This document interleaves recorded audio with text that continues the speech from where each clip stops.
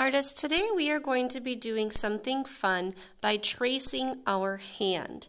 Now you can have your paper be vertical or horizontal, but I like to have my paper vertical because then I can fit more of my hand and arm in the design. When you are tracing your hand, you're going to want to make sure that your fingers are spread out enough that you can get around each finger. If our fingers are close together, we won't be able to get around each finger. So you want to make sure that your hand is spread apart, and we want our arm or our hand to go off the edge of our paper. If you are right-handed, you're going to be tracing using the marker in your right hand. So you'll be tracing your left hand. If you are left-handed, you will be tracing your right hand. When you trace, you want to aim for your best to have your whole hand and arm or wrist on your paper. And we want the arm and the wrist to go right off the edge of our paper. This is Sharpie, so we want to try really hard not to get the Sharpie on our hands. So we are not putting the Sharpie right next to our skin. We're kind of giving it a little bit of a border. So I'm going to start with mine. I'm using the edge of the Sharpie to help me make sure that I don't get any ink on my hands. And I'm going nice and slow so that I can aim for my best. It doesn't have to be perfect, but we want to get the shape of our hand on our paper. So my hand is now on my paper. After your hand is on your paper, you're going to want to divide your hand up with 5 lines. Your lines can be straight, your lines can be curved, your lines can be zigzagged.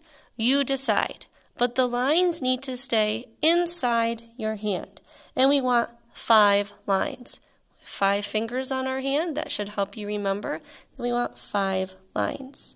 So I'm going to start. I've got 1, 2, 3,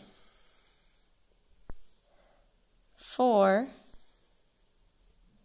and I'll do 5.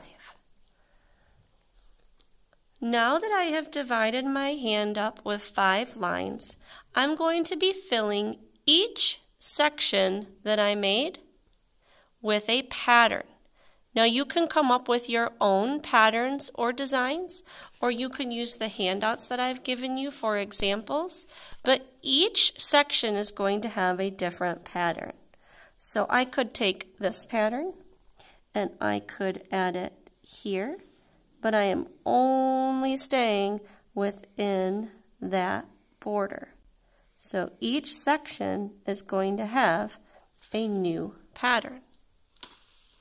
This is a smaller one, so I would want to pick a new pattern.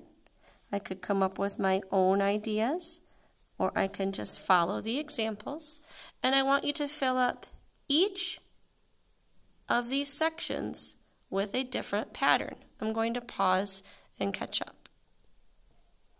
Once you have filled your hand with pattern, I want you to pick a few spots of your patterns that you can completely color in black. And I want you to have balance. I want you to have equal parts of black and white. So just pick a few spots that you can color in completely black, but think about how you're going to be able to make that balanced. So you want to make sure that you don't have a lot of black in one spot and a lot of white in another. You want it to be balanced. So I'm going to pause and catch up. Once you feel like you have an equal amount of black and white areas, we're going to stop, and our next step will be to add color.